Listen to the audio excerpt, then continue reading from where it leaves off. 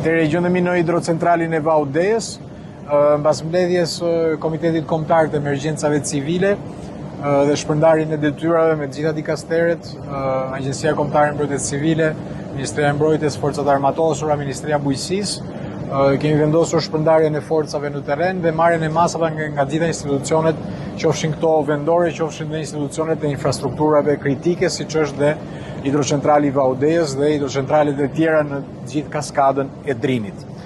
Për momentin vlerësojmë se kemi pasur një menaxhimin e duhur nga Korporata Elektroenergjetike Shqiptare për sa i përket menaxhimit të rezervës dhe të gjithë prurjeve që vinë të furnizojnë hidrocentralet, dhe kjo na bën optimist se në orët në vijim do mund të kemi të njëjtin menaxhim cilësor të kaskadës për të evituar derdhjet e erpashershme që mund të jenë të nevojshme.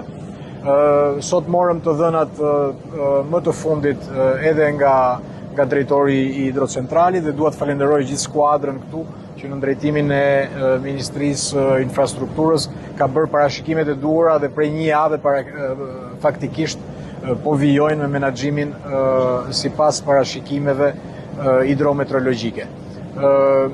Kemi veçanërisht disa zona, njësër zonash në fakt historikisht preken nga përmbytjet, në gjithë fushën e Shkodrës, mbas inspektimit këtu do vijojmë një inspektime në terren bashkë me kryetarin e bashkisë dhe prefekten e Qarkut, kryetarin e bashkisë Shkodër dhe kryetarin e bashkisë së Vaudesit, bashkinë të cilat po dislokohen në këto momente dhe kapacitete shtesë, qofshin këto nga forcat armatosura në repartin përkatës, qofshin dhe nga bordet e kullimit me ekskavator dhe me personel në gatishmëri.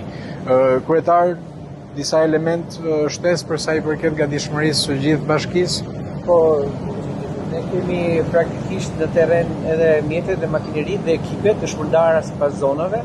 Kemi marrë ndihmë edhe nga bordi i kullimit me disa ekskavator, me krah gjatë që janë në pikat nevratike, ku kam shumë problem.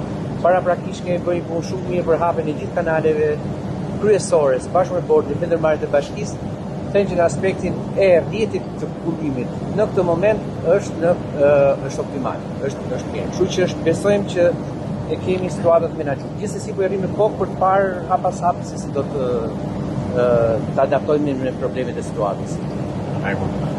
Do vijojmë me inspektime në zonën e Bërdicës, e cila gjithmonë ka qenë problematike për efekte edhe të pozicionimit të bunës dhe të prejnjve që vinë për rreth.